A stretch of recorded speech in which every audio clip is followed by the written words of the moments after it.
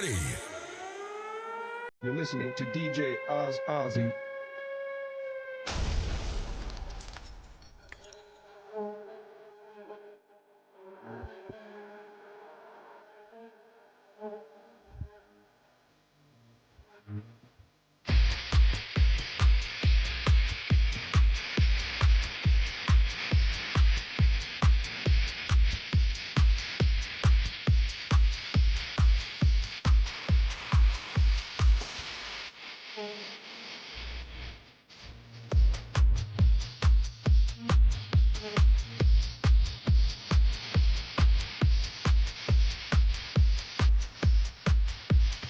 Would you believe me? You are the queen of my heart. Please don't deceive me when I hurt you. Just ain't the way it seems. Can't something I love for love. Can't you feel my love for love? Can't you feel my love for love? Can't you feel my love?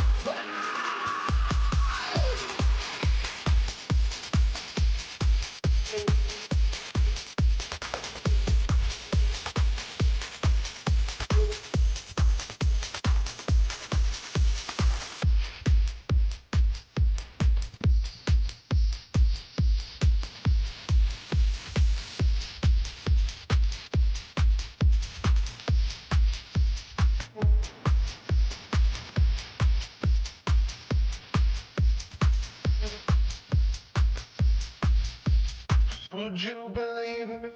Not do you? Are the queen of my heart. Please don't deceive me when I hurt you.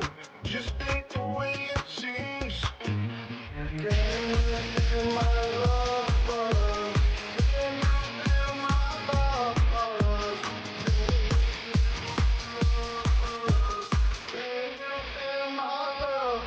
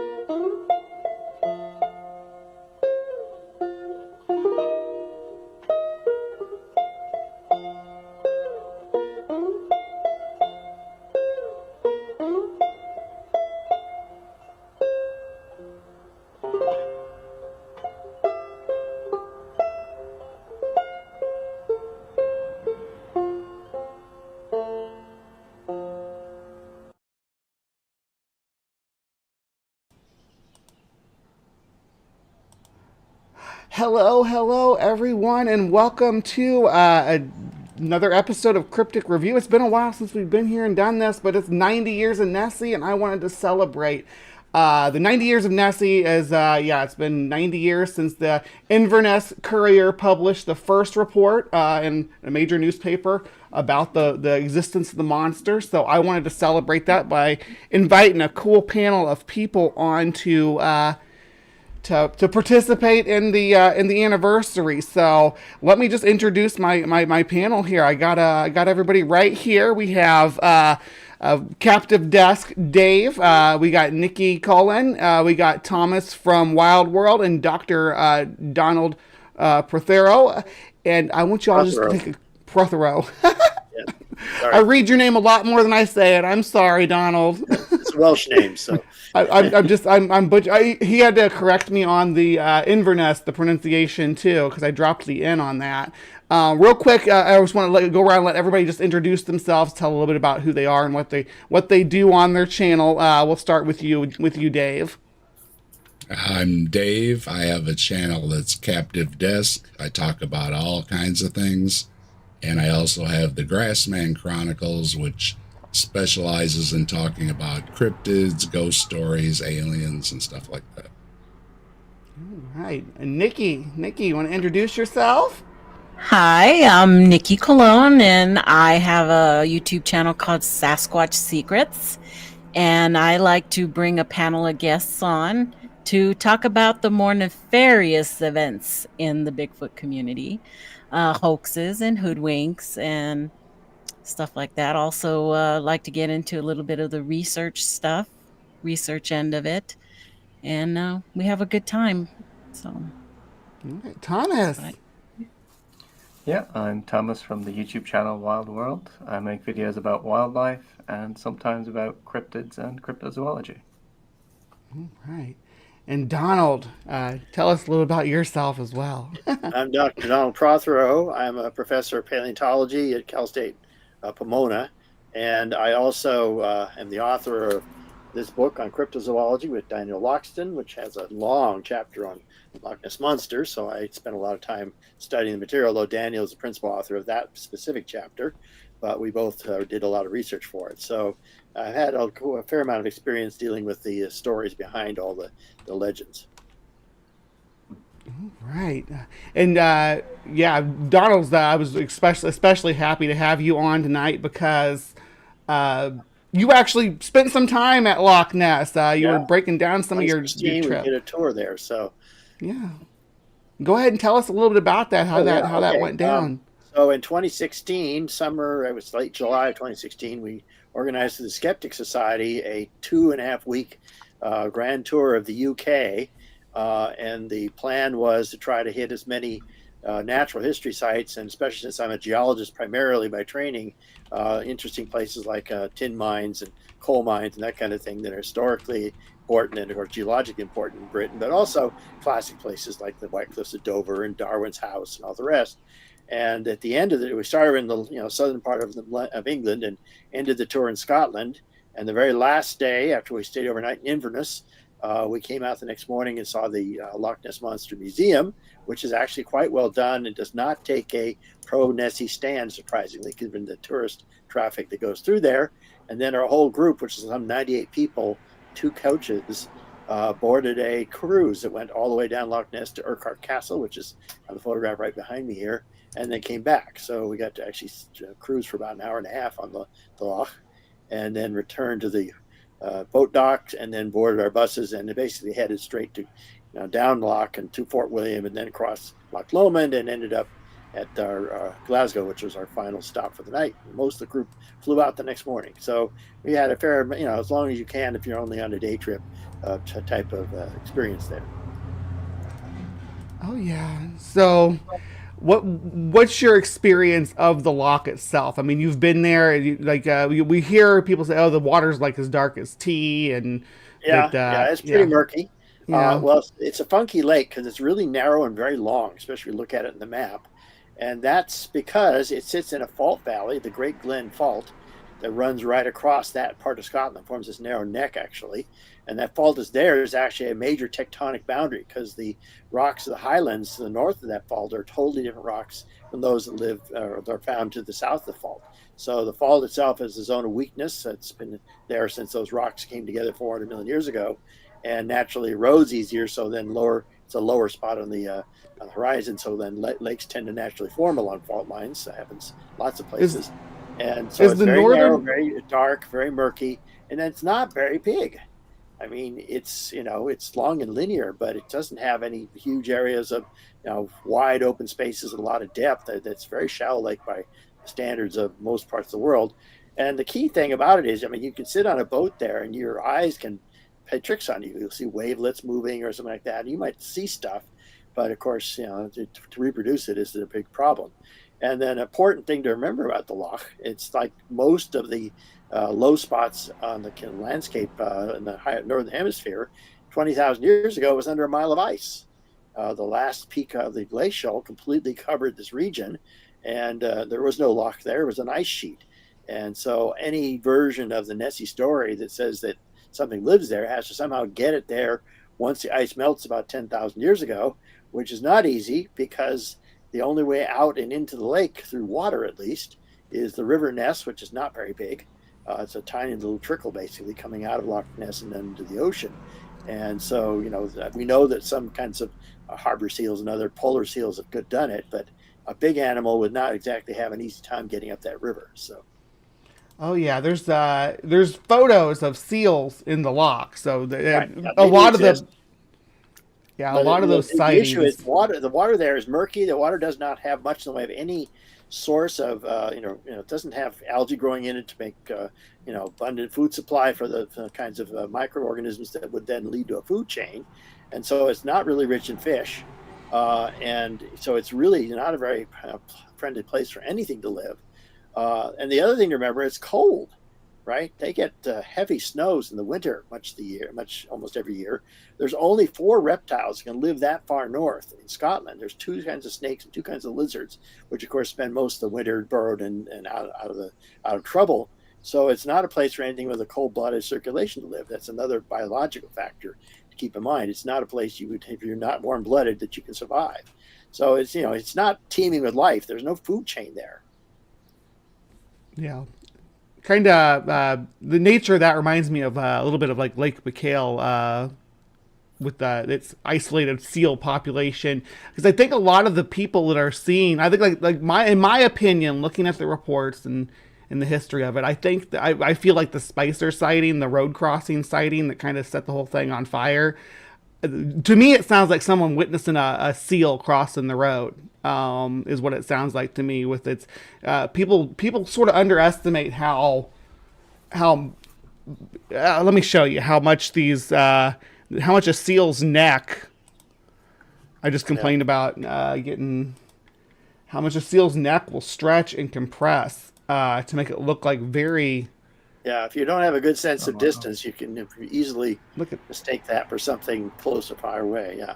Yeah, if you see they have a some lot of blubber that surrounds the entire neck, so they have really a lot of room for their neck vertebrae to bend backwards. So. Right, they just they're it can look like because if you look at the Spicer sighting, the way he reports it, he's like, oh, it was like undulating, stretching, and contracting. That sounds like a seal moving to me. I mean, that's just my opinion in looking into the animals and their locomotion. Anybody else got any thoughts on the Spicer sighting? I'd love to hear some insight from other people in the panel. Well, I just want to mention one thing. Yeah, something with the loch is I've seen on a bunch of shows is the way that it's cut. You don't have a lot of different environments. Your little shallows and everything for all your different smaller fish and on down the line, and for a lot of your plants. The way it's cut, it's kind of got like a V cut. So yeah, it's what they call like a dead lake. It doesn't have a good biosphere going on. Right. Yeah, no place for photosynthesis, right? Yeah, so there's not a lot of fish there, and so yeah, to feed something large, usually you want a good food source, and it doesn't seem like that would be the lake to do it in. Right. Does the lake have a population of eels? Yeah, I don't know if they've ever reported that. They just don't have a lot of fish. Period. There's no fishing industry in the lake. It's definitely not very rich for that kind of thing. So Yeah, there's only a few species that are in the lake. I think some people have proposed that it was that they're big Wells cat. It's a big Wells catfish, but I honestly think that most of the sightings, if there's actually an animal involved at all, and it's not someone seeing a wave breaking or driftwood or something along that line, the most likely candidates would be a harbor seal. As like Don was mentioning, they're known to come into the lake. There's not a lot of resources there for them, but transient seals, they take weird journeys sometimes.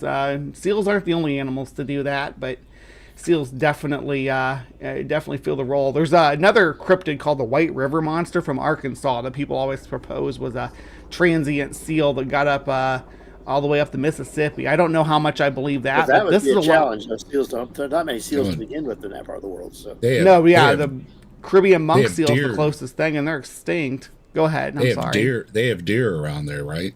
Yeah. yeah, You know, a deer swimming in the water with its long head and neck, undulating and stuff. That would look unusual in the water too. Yeah, I mean, when you I've see like heard a them. deer swimming. Sorry, isn't it in I think it's Robert T. Gould book, when he was talking about the Spicer sighting, he regrets entering it because he thought it was just a few deer or something crossing the road. That you said that was in Gould's book. Yeah, or it may have been after he published the book, he regretted putting it in.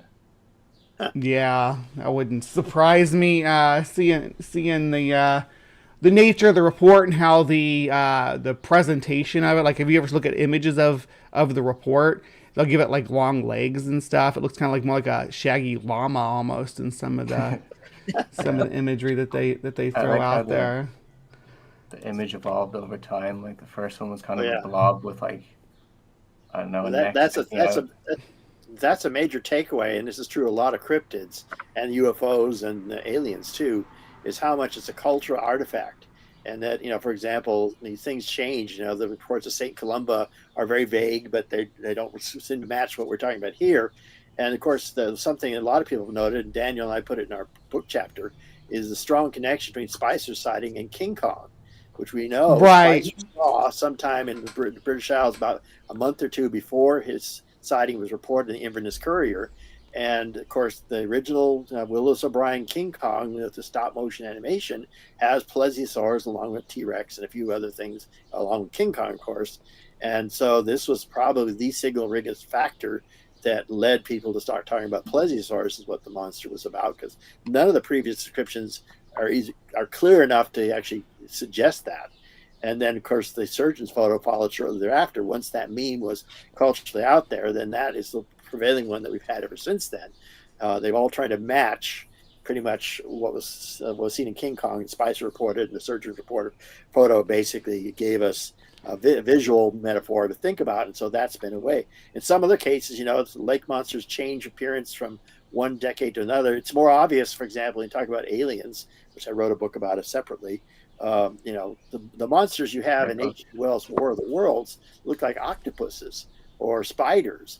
And the kind that we have in the Steven Spielberg films is a recent thing. It came from an episode of Outer Limits called The Bolero Shield, which has the little gray monster or little gray alien. That is the one that then, of course, Spielberg canonized, and now everyone sees him that way. But you go back even 50 years, that's not the way most people thought it. They're like more cephalopod like. Evolves as culture repeats a different meme sometimes and changes over time. So That's when I covered the Betty and Barney Hill abduction.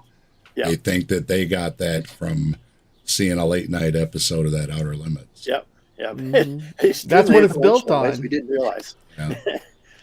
And then the aliens took on a new look. And well, it's the same thing with the UFOs. The UFOs were cylindrical, like Zeppelins. Cigar shapes, yeah. And then they became triangular, like stealth aircraft. Right. So And the original report on the so-called flying saucer report, which was a pilot flying over Oregon and Washington, he did not call them saucers or anything like that. he said they've skipped off the surface of the atmosphere, like skipping a saucer or a flat stone across the water, and the press garbled that. And from then on, it's always been that disc-shaped metaphor, but that's not actually the original report that started the whole thing in 1947. So it's a classic case. It's cultural, and it's often culturally, contaminated and often even distorted, and doesn't even resemble what the original source said. So that's the problem with these. Once you dig into the sources, you discover they're not what they say they are. They fall apart, right? Yeah, or they're just not very clear, or not. You mean all not those a clear enough you mean all example. those hubcaps I've seen pictures of aren't real? Well, I have some images in my slideshow on UFOs where it's shot by right over the parking lot here at the Skeptic Society, and it's all just a toy that's on a long monofilament line from a long pole, and he swings it around, and you can get some very convincing looking UFO shots without Photoshop. That's what I say. I think excuse me, I think it's Michael Shermer that has the photos of their little thing on the string they had pictures of. Yeah. So, not to derail too much on the UFO thing, but I always thought that maybe the what they were seeing, because we know now elves, right? That there's a kind of astronomical phenomenon called elves, where there's big. It's basically like lightning, but it's in a disc shape on the ionosphere. That's Really one cool possibility, looking. yep. Yeah, I always wondered if that was maybe the source of that original notion. But yeah, thanks There for are a lot bringing of that up. sources. I mean, most of it's just cultural, copycatting. But some of the reports, especially if they come from pilots who flew in the Western U.S. during the 40s, 50s, 60s, we are pretty sure most of those have been, the Air Force now and CIA have now pretty much revealed that most of those they were looking at spy aircraft, which were top secret at the time. And they're shot, the airline pilot at 40,000 feet looking up an SR-71 Blackbird at 90,000 feet going Mach Black 3. triangle. And the shape of it is nothing like any aircraft you ever saw before. My dad actually worked on that plane. He was the chief illustrator for the Tech Illustration Group that did that plane. And it was top secret for a long time. It was, of course, tested out of Area 51. And that's another reason Area 51 had a big mythology associated with it, was its secrecy around it. But it was, a completely unfamiliar aircraft. No commercial pilot would know about it, because it was only certain CIA and certain Lockheed employees like my dad, and certain Air Force people who knew it existed. So. That's and when it comes like pareidolia stuff like that, like what you see with people finding faces in ghost pictures and things like that, Right. and when it comes to Loch Ness monster, right? It's most of the time it looks like driftwood. Every picture I've ever seen, most of the time it looks like a piece of driftwood that someone's. Right. Or like Dave was there's saying, a series deer. of photos, of course, historically, since the surgeon's photo. We know the surgeon's photo because the guy, after he died, it was revealed, did a toy submarine with a little toy head on it that he shot at very close range and then made it look large by enlarging it. But the waves, of course, are way too big for the size of the lake.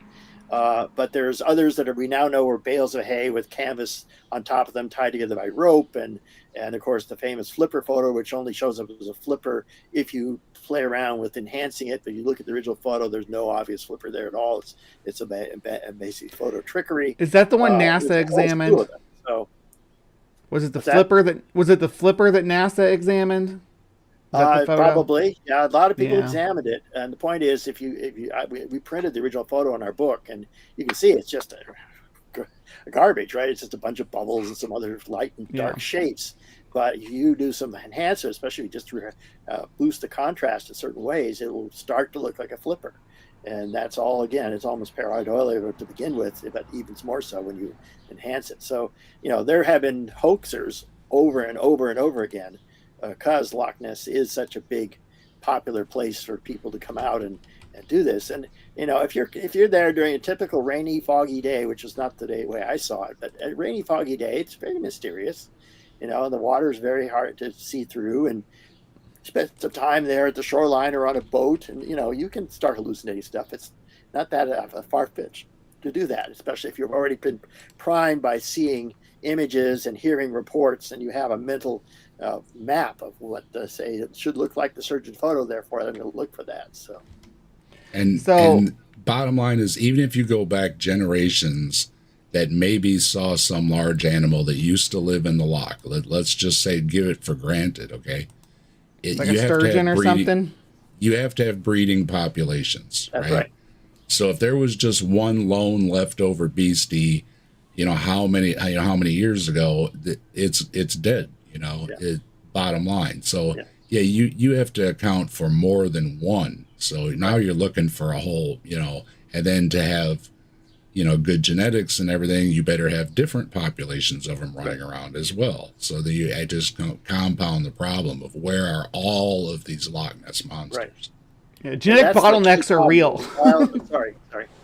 As a biologist by training, especially, there's a whole slew of biological problems. We already mentioned that it's too cold and it's tough for anything to get there as well. But as he said, the major thing is that it's not a singleton. It's got to be a population for them to have been around that long. Mm-hmm. And the longer it's been there, supposedly, and the more of them that are there, the more likely you're going to actually see one, or at the very least, you should actually find a bone, right? And for the bones of other things show up in that lake all the time. And animals that large, their bones are large and relatively hard to destroy, so they're going to wash up in the shore sooner or later. Or even with all those radar and sonar and dredging and everything they've done, those things are not that difficult to obtain, So the whole point being that if there were any such population, and as long as we've had a chance to look at them, there should be a lot of reasons why they're easy to find, or at least remnants of them easy to find, rather than it takes more and more things to even pick up anything in that murky water. So, Yeah. Now, you said you visited this castle, is that right? that's Urquhart Castle. Yep, that's in the background of my shot too. That's where the turboats usually come out this far to the south of the lake, Mm-hmm. and then turn around right about here after you've gotten your shots and return to their port, which is on the north end near Inverness. And it's an old ruin now. Of course, it was an important castle in the Middle Ages, but it's sort of a landmark. You know where you are when you see the Urquhart Castle in the shot. And so several of these, and that's one of the famous photos. I forget what the name of that one was, but that's typical of photos, right? A large ripple on the lake can cast shadows like that. If it's windy enough, you can get a weird ripple pattern, or it's just something floating. Can do that. This just looks like a boat wake to me, but yeah. And of course, there's no possibility that there's some possibility that's been doctored too, because you notice there's no rippling on the reflection of the castle. So there's some weird thing going on, because there is lots of rippling on the lake itself. So there's the weird things about that photo, and even those days they could do some pretty good fakery photos. So Let's see. Let me just read some comments here real quick from the live chat. Just someone mentioned, if Nessie were real, we would have found remains by now. Even sonar has failed to turn up any signs. Yeah, to think, because Loch Ness, for all that we're complaining about how what a horrid environment it is, it would be good for one thing. It'd be good for preserving remains, being deep and cold and anaerobic. I'm sure anaerobic. That's right. So. Yeah, this is where this is. And, if there was a population, especially, then all those sonar and other types of LiDAR and every type of survey they've run would not have had the failure they had. Right? There's not one thing hiding from them very well. There's got to be a population, and sooner or later, one of those surveys will turn something up. And they've combed that lake better than any body of water on the planet. It's probably the best known body of water on the planet now, thanks to all the surveys between sonar and LiDAR and all the rest that have been done there. So even when I was out on my uncle's boat as a kid, I mean, you could almost spot the fish on his fish radar or on his fish finder. And when you've got better stuff, there's no way you could miss a whole, swarm of them or whatever you would call a bunch of Nessies, right? A gaggle. Well, I don't know what do they call them. But, I don't know. Depends on what animal group they belong to. So a flock. You're left with it. Then it has to be supernatural, because you're ruling out all the natural options. So and then or it could be a sunken prop from a film. Wasn't that like in 2011? There was a prop that they put down there. Anything can sink to the bottom and then get some bubbles on it or whatever for whatever decay reasons. Bob back up to the surface and then sink again. That happens. There's probably some sunken boats in the bottom that haven't come up to the surface for various reasons. So, but again, back to the main point we made, and that is that this was under ice 20,000, 18,000 years ago. And the key thing is, if some plesiosaur would have managed to get there, they had to survive around the world for 65 million years without ever being discovered in the fossil record, right? And that's another problem, just the same with Mokele Mbembe and other supposed surviving dinosaurs, is that, we have an excellent fossil record for large marine animals for the last 65 million years. Places I've worked like Shark-Tooth Hill bone bed, right? We get whales, we get large sharks, we get a lot of different kinds of things, and never once do we find any plesiosaurs. And the large bones preserve best. And if there's never been a report of any of these supposed Cenozoic plesiosaurs ever supported, then they just don't exist. They can't hide that well, considering we know how much we know about the fossil record. So that's a problem. And then for somehow that plesiosaur to hang on all this time, and then somehow only after the ice sheets retreat, sneak into that narrow little river nest and somehow swim up there, is also just a big strike against the whole idea. So. And back to the population, it seems no matter where the lake monster story is, there always seems to be one, and it has a name, right? Yeah. And again, there you have a problem unless it's,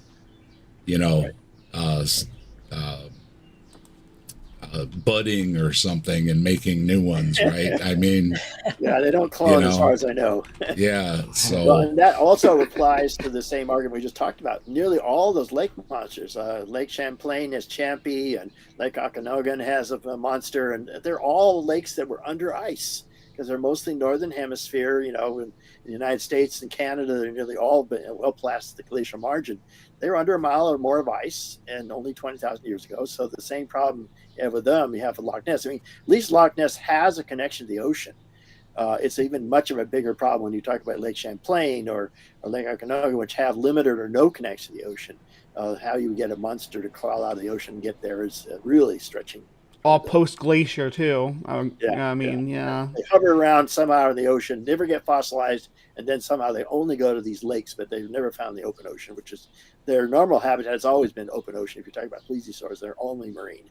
There's never been one reported from a lake water. So, can I ask a random question about plesiosaurs? I know there's so many issues with that theory, but I've always wondered, do we have evidence that plesiosaurs could walk on land? Most people would say they can't, based on the biomechanics of their flippers, which are really flexible and not rigid enough to propel them very well. And so that was, you'll see old, reconstructions by artists 50 years ago where they're shown on a beach or something laying eggs. But we now have plesiosaurs that fossils have embryos in them, and showing they gave live birth. They didn't lay eggs, which makes sense because all whales have to do the same thing. They cannot crawl on land to give birth. And we know, of course, ichthyosaurs, several of them have fetuses that are just about in the birth canal, preserved as they died. So these animals are all going to have live birth in the water. And we now have the fossils to prove that plesiosaurs did that. So, It always appeals to me that if they're going to claim a prehistoric creature, even something from the Mesozoic, for instance, was surviving into modern times, why not, in a cold water lake, why not look to something like a Coolosuchus, which was a giant amphibian that actually did live in Australia there. wrong side of the planet, but we know that large amphibians can actually live in cold water lakes and grow big sizes and do all right. And we actually have giant salamanders and stuff in Japanese and Chinese giant salamanders. Yeah, but no one ever tries to make that kind of claim. That would be a more rational organism in my opinion, to account for giants. Obviously, I don't believe that that's the case. But if someone were to try to convince me that there was ecologically sound reason for these big organisms to be living there, I'd say it would have to either be amphibian of some kind or an annelid. There's no way it could be a reptile. Right. It's too cold. There's no way it could. Some of it's seals, and seals, of course, are a different story altogether. Yeah, but then in seals and whales and everything else have to, because you hear that from Lake Champlain a lot. It's a seal, but they have to surface to breathe. They have to surface a lot to breathe, a lot more than people seem to think. When it comes to marine mammals, but amphibians not so much. They can stay underwater for quite a long time. Their skin to many of them. So, but then you get the anaerobic environment. That also speaks to this issue that it's a cultural fact artifact, not a biological one. In other words, there are biologically reasonable ways to suggest how something might survive and might be found in a body of water like this and manage to hide so well. But this doesn't come from that at all. This doesn't come from science at all. This comes Folklore. Folklore. The stories of King Kong leading to the Spicer Report, which then leads to the surgeon's photo.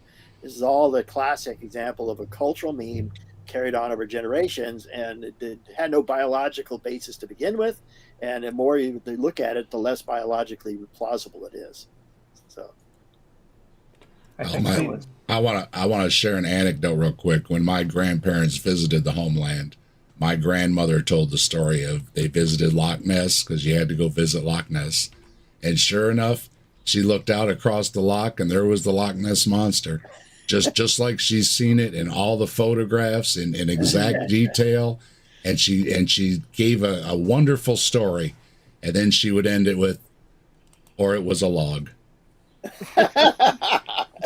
Yeah, that sums up a lot of the pictures too. That's why I pulled up the castle picture, because it's one of the few ones that doesn't actually look like just a piece of driftwood in the middle of the lake. Well, and didn't you cover the Champlain one or something, Bree, that literally looked like it was a piece of driftwood when you looked at the picture?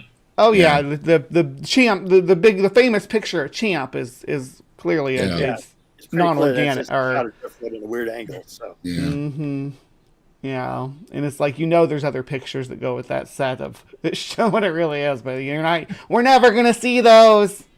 Yeah. That's the problem too with a lot of these photos. The surgeon photo is a great example. He wasn't even a surgeon. They just called him a surgeon to add credibility to the. Not that there's anything wrong with being a dentist.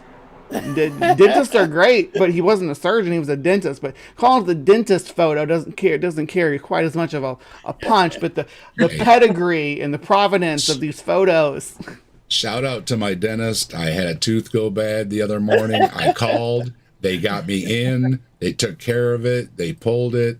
They were great, and I gave them a hug. I mean, it was hurting so bad, You're just, thank you, So glad you live in the 21st century. So I am grateful for modern dentistry. I am. Thank you very much, folks.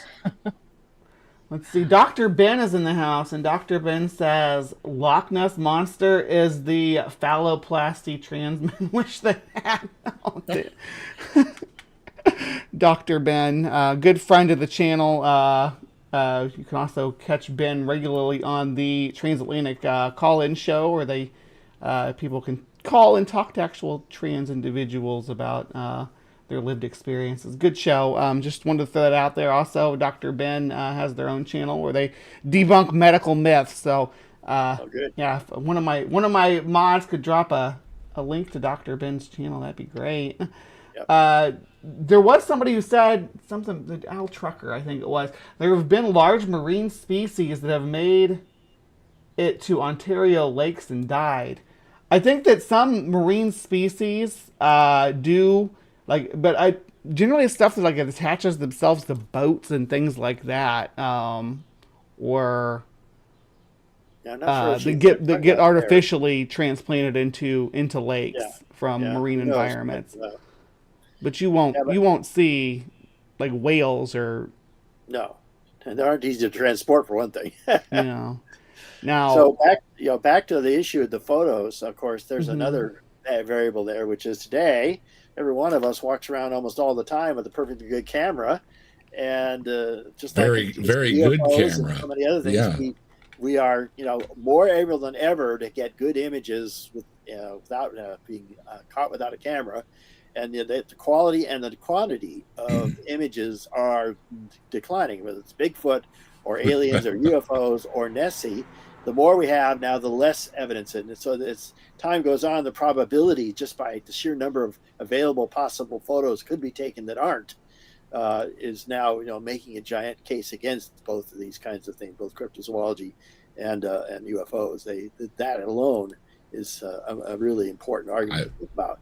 I've noticed priests that do exorcisms don't have any phones on them either. For some reason. Thomas, by the way, my live chat's talking about, this is right up your alley, something that seems like you would cover. So they're talking about bull sharks swimming up rivers. I think that seems Yeah. like something that's right up your Bull alley to sharks are able cover. to go into fresh water. They do it in Panama and Nicaragua, especially. They But they're swim known up to do it Alton, in- Illinois. They well, caught a handful of one sharks in the tolerate fresh Mississippi. water. So. Probably not in Loch Ness though. No, Not in Loch Ness. And the, No, again, River Ness is not a very big thing. It's like a little stream.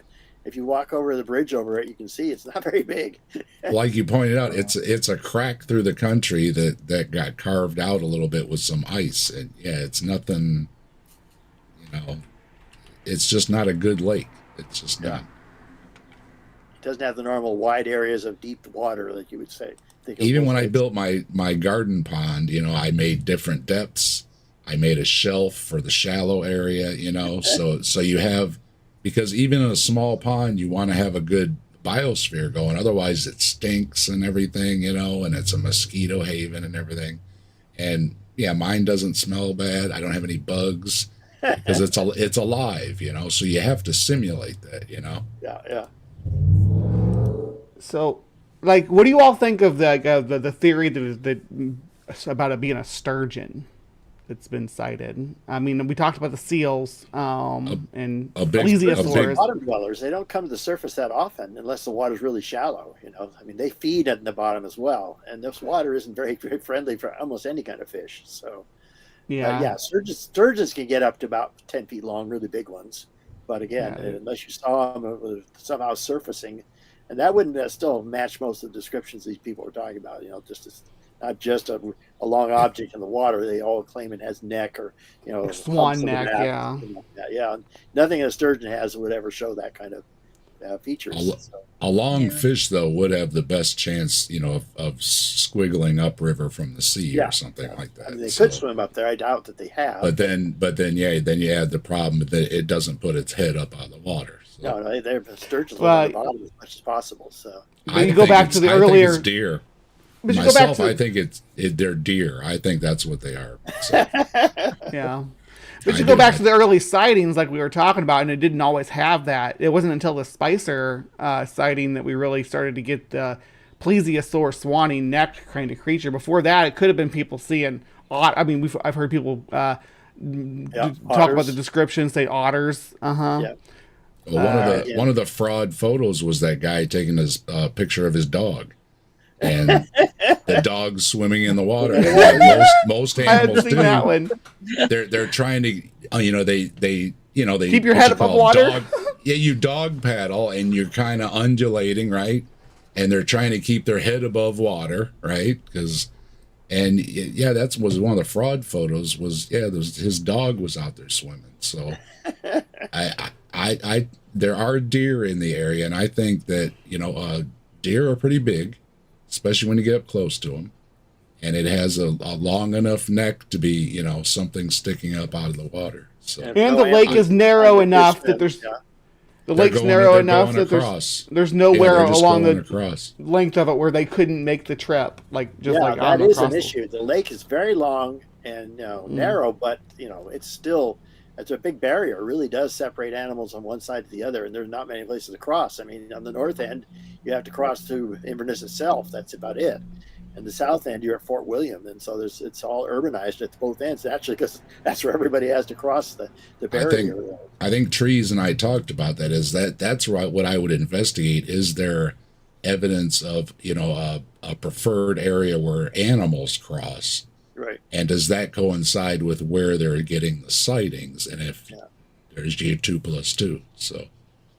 Well, a lot of the sightings have not really any clear geographic data on them at all. They're very vague. So, in addition to being descriptions that are very vague, they're not even located properly. So, or it was a log. Yeah. It's a long lake, so geography is going to make a difference, right? You're going to have different shoals that live in different areas. So the otters might only live at a certain section of the lake. When we look at this, actually, let me show you this. Yeah, when we look at the seal sightings, it shows you that. Hold on, just a second here. Yeah, that they prefer, this cluster along the eastern eastern shoreline, right? Just for When instance. you were on my show, we were doing the selkies, which are the seal mermaids, because they have a lot of seals around Scotland, so they have the selkies that are the seal mermaids. So they are around, you know. Yep, and they look just like this, just like that. They do bring their heads up above water like that. Spy hopping, it's called. So. Yep. And then when they got this thing that's showing when they undulate through the water. Seals can swim in what's called a porpoising fashion, where they go through, dive and plunge and dive and plunge. Yeah, and this is taken it no, it's not. Sorry, I was misreading that. This is actually just from this is actually a seal at sea, not from the lake. These ones up here are from the lake, though. These images here are actually harbor seals in the lake. So this documented that they do make the journey up the river. There's just not a lot for them there. They don't stick around. They're seasonal visitors, basically, is what it comes down to. They're exploring places that potentially have prey, and so they will poke around in a lot of places before they either don't find the food and give up, or they actually find food. Either way, there's a lot of exploring. Animals forage as far as they can to find food. No. And I do want to give a shout out in all this mess of cryptids that one thing in favor of Bigfoot is there's lots of Bigfoots. So you don't have a population. If Bigfoots are everywhere, there's plenty of them to breed. So there's not just one. There's not just one. They're everywhere. So it'd be like if Bigfoot was.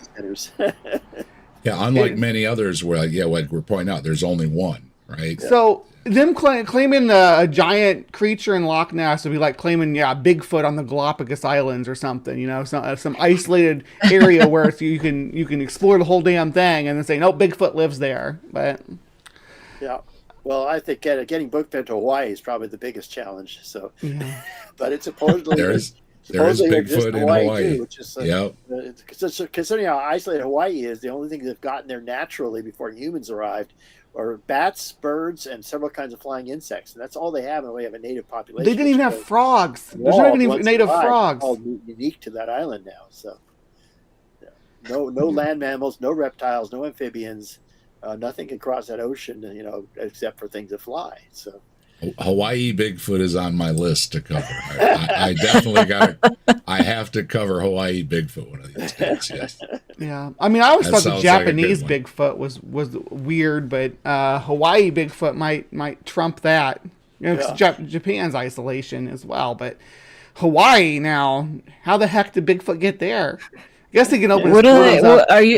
Do they call that the Menehune or something like that? Yeah, it probably has a local name, and it's that same thing as Bigfoot, right? So I'm sure that I think it's just a dude out there, It's just a straggler out there. One of those a really hairy Hawaiian. Some of those big Hawaiians with Samoans. The one picture that's out there, it looks kind of crazy. Well, there's Bigfoot in Australia too. How's that work? Oh yeah, that's a new one. Yowie. Yeah. Yeah, that's interesting. You look at the map of distribution. It's not in the wildest places of the country. It's in places where people live next to forests. So it's often correlated with population. Yeah. Smaller population centers and people who have access to the woods, and that's the single biggest predictor where they are. Now there was this. I don't know if you saw the baby Nessie taxidermy from like Lake Erie or whatever. Have you ever seen that? Oh, that's a new one. I hadn't heard about that one. I don't think so. Let me pull it out because. We were talking about younger creationists earlier, and it reminded me of that. It's something that Kent Hovind promoted, of all. Really? Great source. Does it look like the Fiji mermaid?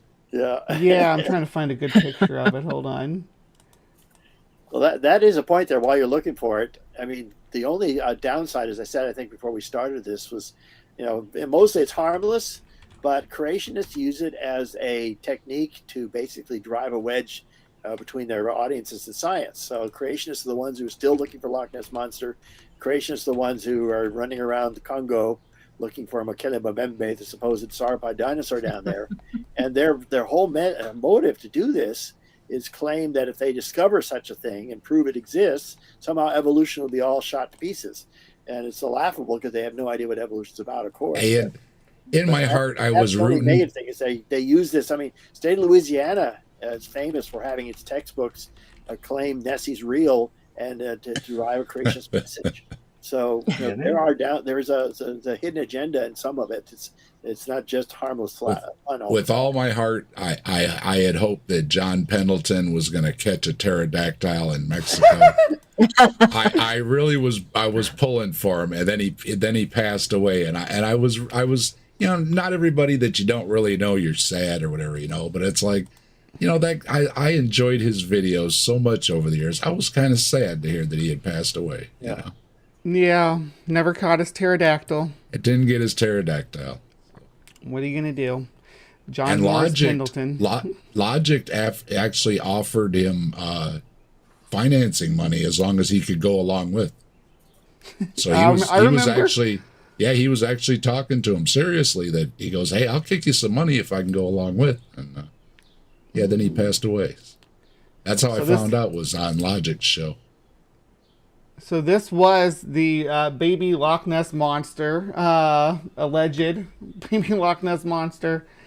Someone just taxidermied a dead fish and made it into this. And that's a Fiji mermaid. Right, yeah. And the younger creationists were like, yes, this is proof. This is the proof we've been waiting for. Yep. All you have to do is a photo that's the right blow up with no scale bar, just like the surgeon photo, which was tiny in real life. And, if you already have a believing mind, you'll see it. It doesn't even have to be that convincing. The surgeon's photo and the rest are so blurry, you really can't say much about them at all. So it doesn't have to be a good answer. It just has to be an answer is the thing. Yeah. And you can see this. They've even broken down what species it was and everything that was used to make this. There's no authenticity at all to this animal, but people believe what they want to believe. We got folks on YouTube that are zooming into pixels and finding things now. So it's horrible. It's horrible. Too much time on their hands. Give me some clay. I can make something better looking than that. Right? Yeah, that's Nikki's whole channel is that's Nikki's whole channel is taking people's blurry Sasquatch videos and photos and being like, nah, that's not really, that's a dude in a suit. Yeah. My whole thing is, if you have to circle, enhance, lighten, color a photo, then it's not worth showing. I'm not telling you not to take your photos. I'm just saying think twice before throwing them on the internet.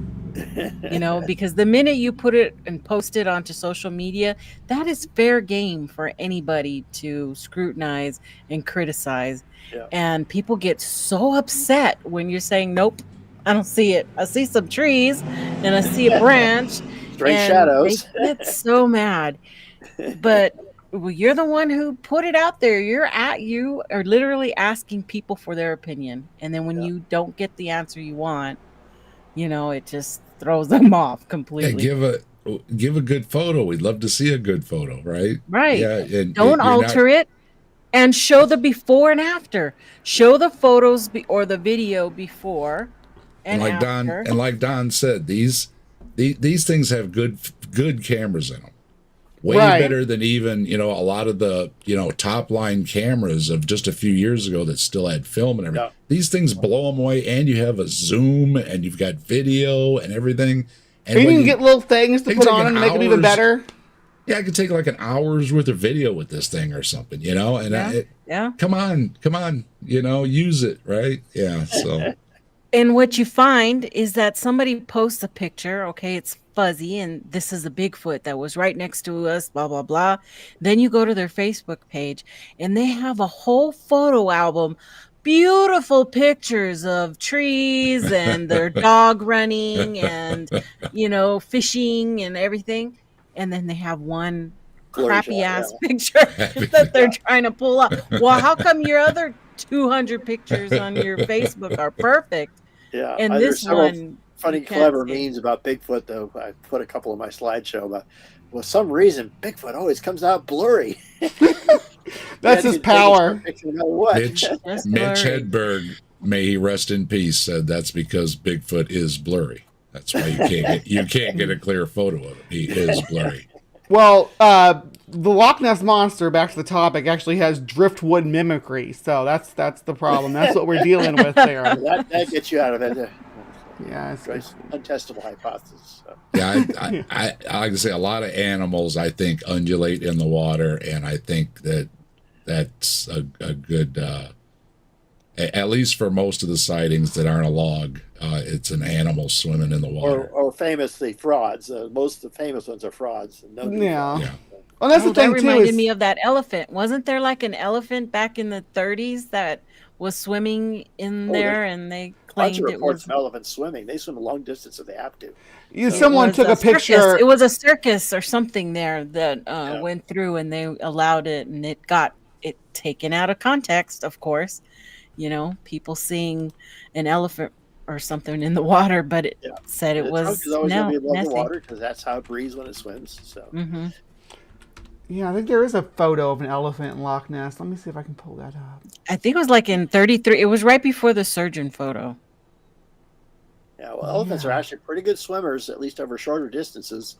They're notorious for swimming out to islands and back. You know, it's remarkable that you don't think that's true, but it's been documented a lot of times.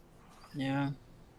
Yeah, I think that's actually in association with the surgeon photo is the elephant photo. Let me pull this up here. Just check this out.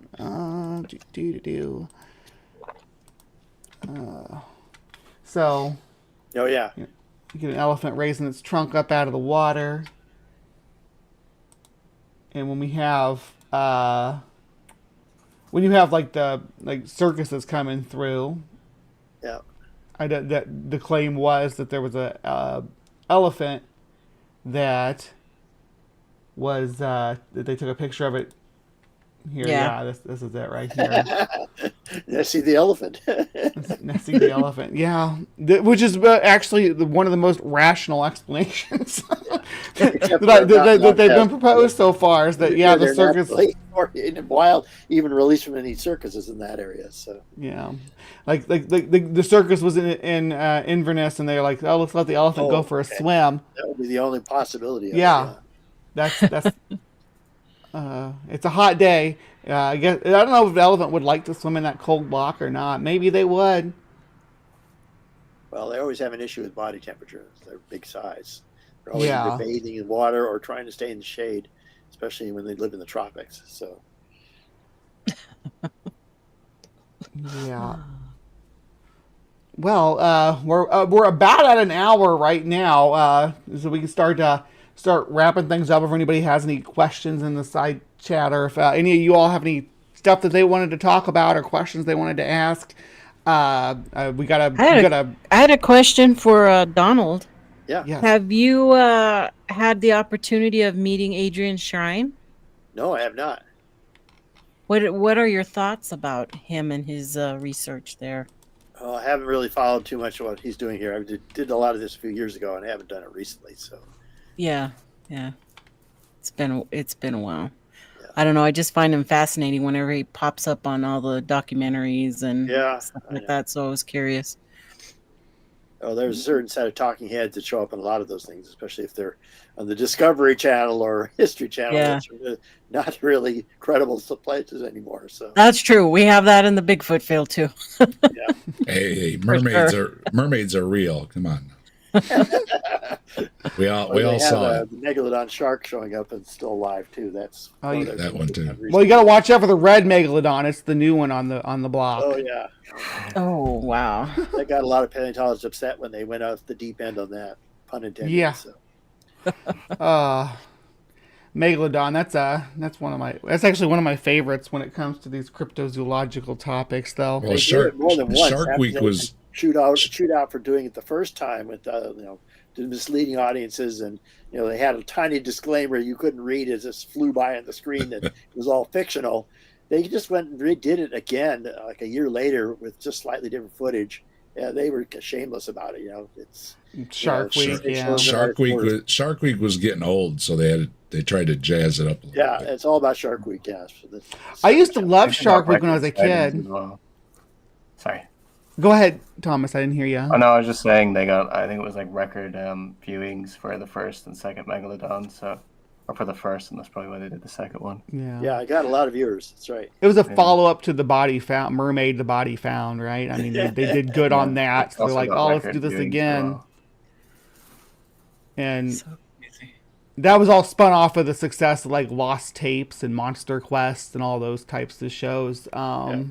With the reenactments that they weren't always clear what were reenactments and what were actual things. The most prominent one that I can think of with Monster Quest is the Gable film. I don't know if you all are familiar with that. The alleged Dogman werewolf running. When they showed that on Monster Quest, they're like, "Oh yeah, this is authentic footage." No, this was directed by a producer, and he was there, and he told them how he made it. Yeah, he knew. They knew, Monster Quest knew prior to putting that final episode out, but they thought it was great because they were going to do the finale as but Monster Quest discovered that this was all part of Mike Agrula, his whole thing, and we found it, and they put it out like that finale. Like they debunked him when he was honest about it from the beginning about what he did. Yeah, exactly. He came out about it right away, and once it's he didn't want to get the heat, I guess. Yeah. And I mean, it was good. He got the old cars in there. He got the old video, the camera, it's well everything. Done. Old snowmobiles. He did that whole thing. Yeah, I was on a Monster Quest myself once, so. When they did the episode of Mokele Mbembe, I was invited to be the token skeptic on there. So they came out to my college at the time where I taught and filmed me mostly moving dinosaur replicas around on carts and sitting in front of dinosaur replicas and trying to say they didn't chop what I said too badly. I mean, it's that sometimes they deceptively edit you down so you're not saying what you originally said, but they mostly kept the footage that said in my own words what I was trying to say to them. And the thing I remember the most about it was they gave me this shapeless lump of plaster, and had this big reveal, cameras rolling, shapeless lump of plaster. What does it look like to you? It's a shapeless lump of plaster. And then they say, show me a photo where it had been taken, still a shapeless lump of plaster out of a hole in the ground. And then they keep doing this over and over again, and finally say, oh, it's supposed to be a sauropod track. No, sauropod tracks are this big across, and they're shallow, and they don't look anything like this. They just poured plaster into a hole in the ground. And so I finally saw that episode. It's still up online, actually. And they kept most of the footage that I'd done, and gave it its fair treatment. Then I didn't realize until after it aired, and I did the research on it, that the guys they show doing all this sailing up the Congo River are those two creationists who have no biology training, and everything they say is absurdly ridiculous because it's clear they don't know anything about field biology. They're just wishful thinking in a boat, So. Well, and they take folklore that the people tell them in their stories seriously, right. Yeah. Well, I think what's apparent is people like their monsters, especially the nice ones, right? Yeah. I mean, they don't like this. You don't want the mean ones, but Nessie's not really bothering anybody. Bigfoot's really not bothering it. Mokele Mbembe's pretty chill. Yeah. Yeah. So it's your hometown monster. It's like your hometown team, right? You got to root, right? And for the most part, it's like I said, it's no harm, no foul. People enjoy it. People, like I said, the folks in the area enjoy the tourist dollars. Yep. It's a lot of money, actually. And millions of dollars annually, tourism and selling, T-shirts with with Nessie and hats and everything else. Nessie T-shirt I got in Scotland. And Dave says this living in the weird valley of Ohio, where they got all the weird sightings up and down. You got we got all kind of cryptids around. Frog people and yeah, we do. Hairy men and goblins. And like I say, we have Bessie, which is the Lake Erie lake monster. So My favorite lake monster is the Beast of Busco because it's just a giant snapping turtle. That's so cool. I love snapping turtles. I love turtles. That's one that I can get behind, which I'll have to get behind because that's why you hold a snapping turtle. But yeah, let's Good other idea. than the Yeah. Loch Ness monster, let's go around and do like a round table. What's your favorite lake monster there, Dave? I'm gonna go with the home team and say Go with the Bessie. home team, Bessie. Yep. You got a home team, Nikki? Get the No, Oklahoma but octopus. I was always intrigued by Ogo Pogo Yeah. in that story. So yeah, And but that's a cool name. I'm a Sasquatch chick. Oh, That's what I like to explore. Ogopogo but- is a cool name though to have. Yeah, yeah, for sure. All right, Thomas, what do you think? Oh, I mean, there's so many. And they're all kind of similar. They all look the same, yeah. Accident Kind of either. the same, yeah. Have you ever heard of Charlie? Charlie, no, I don't think I have. Is What's Lake that Saffron? Champlain? Lake Charles, is that where it's from? I said, but Louisiana, it's a surprising place for a cryptid. Champlain is Champ. Yeah, that's which is like Champ. Yeah. Champ gets the bronze medal after Nessie and Ogo Pogo for the most iconic. Yeah. It's in Idaho. Ooh. Fayette Lake, I think it's called. I just like the name. That's all I've got. Charlie, yeah. Don, what do you think? What's your favorite? Champy is probably the next most interesting one after Nessie. So much has been made of Champy over the years. You know, Yeah. Lake Champlain gets a lot of tourist dollars thanks to Champy. So Yeah, well, Champy is the one that Champy is the one you always hear them say, "Oh, it's a whale or it's a cetacean." It's like, well, if it's a cetacean, it that should lake is breach. not exactly a direct route to the Hudson by any means. So You should see it. If a problems on the way distant there. if a distant relative ever leaves you some property with some cabins around a lake, and it's not doing too well, get yourself a lake monster. Yeah. That's the plan. Yeah. There you I go. wonder if I just start a rumor, like, will it just explode into something? Oh yeah. You just have to say you saw something. There's any body of water. Yeah. I mean, And it doesn't even take the newspapers to pick you up anymore. You do it on the internet; it has much bigger reach. So Yeah, just put it on Twitter or something. Yeah. but you'll see like reports of like people finding bull sharks and stuff in the craziest places though. So I mean, it's not like large aquatic or marine animals cannot get into bodies of water without human intervention, right? We had surely y'all are familiar with the golf course bull sharks and all that. And there's several lakes in the southern United States that are inhabited by, and as Don was saying, Lake Nicaragua and stuff. So there is interchange between freshwater bodies and marine environments, no doubt, even in temperate and subpolar regions like Scotland. But the notion that a lake in northern Scotland could support a large marine megafauna is just there's just no way. The possibility is just not there. And odds are biological, geological reasons. So yeah, odds are it would be a one-off thing, and it would get into the lock, and it would say there ain't much to eat here, and it would go back to the ocean anyway. Which is so, what the seals do. Literally, what the seals Right. do when they come in there. Yeah. yeah, they check it out. If there's no food, they leave. You know. So Yeah.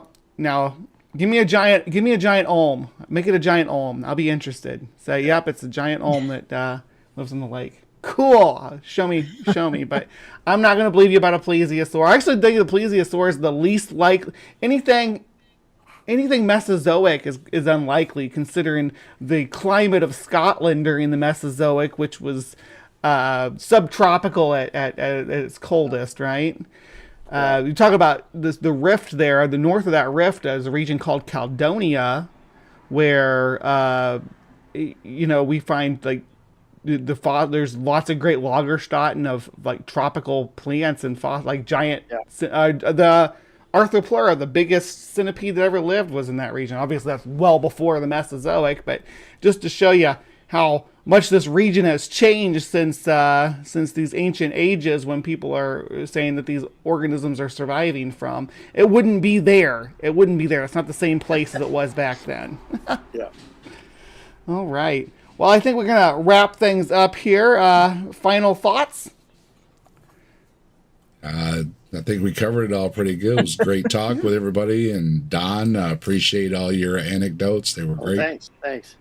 Yeah, I'll just say, you know, if you really want to read about it, as I said, mostly Daniel did this chapter on it, but it's very thorough. He investigated almost everything written about it, and then tried to deal with most of it in the chapter.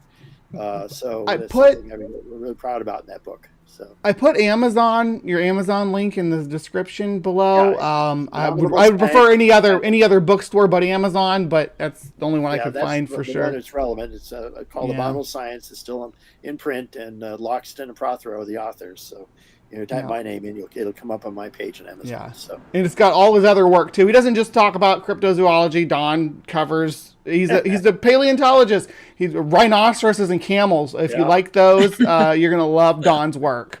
Which I do. I love rhinoceroses and camels, so especially the American ones. All right. All right. Anybody got anything coming up they wanna promote? Well, actually, I'm going to be go ahead. opening a whole new YouTube channel of my own, probably in the middle of the summer. I'll do a launch. I've got about 20 episodes in the can already, and I'm going to try to create a lot more when I'm not teaching 1,000 students. And so that is the plan, and it's going to focus mostly on, well, at least initially, on the stuff I know best, which will be evolution of things like horses and rhinos and elephants and whales and so on. Each one's about 6 or 7 minutes long. So I tried to make a video series. Many of them are pretty much ready to go. So I'm going to do a launch sometime in probably July or August, and then I've got 20 or so episodes in the can, so I'll release one a week after I start it. So that'll be coming up. Stay tuned on my Facebook page. So, all right, Dave, you were tomorrow night Sunday night at 8:00 with Ember. We're going to be talking about aliens and Hugh Ross. And then next Saturday, Missing Maud's going to be on my channel with the Grassman Chronicles, talking about her encounter with a cryptid. Ooh. Cool. Nice. Miss Nikki? Well, I'd like to throw out a little thing for our Sasquatch Shindig coming up July the 3rd through the 7th in Sasquatch Provincial Park in Harrison Hot Springs, British Columbia. We are gonna go out there, and it's a lot of fun, mostly to just have fun with everybody. You know, It's a culture thing, yeah, sure. Yeah. It's just to have fun and walk around. And Thomas Steenberg is going to be there, and the tall ones, Brent Dill, will be there, and we've got some other people that are thinking about going. But if you're interested, you can definitely contact me through email and harrymanhoaxes@gmail.com. And she's also got she also manages the Facebook group Bigfoot Weekly. If you're on Facebook, you can join that. Always fun cryptid memes and topical stuff. All right, Thomas, what do you got coming up? Just gonna continue uploading videos. Nothing in particular to announce. But yeah, still got some videos in the work for the Wild World YouTube channel. Wild World's doing great too. 85K. That's not anything to turn your nose up at. You're doing really good. Very lucky. Very grateful to all the fans. All right. Awesome. Tomorrow, 9 a.m. Right here on HiveSci, live from the Hive. I will be doing. What do I have for tomorrow? I know tomorrow I'm freaking tearing into Ocean Ramsey, so you're not going to want to miss that. Ocean Ramsey is awful. If you aren't familiar with my content on Live from the Hive, there's a segment where I like to go after these YouTube animal people experts, Texas bee work, and Yeah, you're next. You're next, Wild World. Actually, that's how I found you. Places like Wild Cincia or whatever, and places like that, putting out their top 15 deadliest spiders and stuff like that, videos like that, and your videos come up, and I'm like, oh, here's another chud I'm gonna dunk on, and then yours were like smart and informative, and I'm like, well, fuck, here's a good channel. Not that I have like 1,500 compared to your 85K. I don't think I could take you down, babe. But Sure you could. yeah. Anyway, so that's one thing we're going to be doing tomorrow is Ocean Ramsey, and yeah, we're going to be talking about poor the elephants that have trusted us through history, much to their detriment, and been executed by humans. So there's going to be a sad segment too at the end for Bree's Bestiary, but I like to cover the tragic history of domestication as much as possible. Sorry about that. Anyway, so I will see you guys in the morning, 9 a.m., and then tomorrow night, pop in for Captive Desk and Ember talking aliens. And yeah, please remember to be kind, take care, and we'll see you next time. Bye. Thank you very much. Bye bye.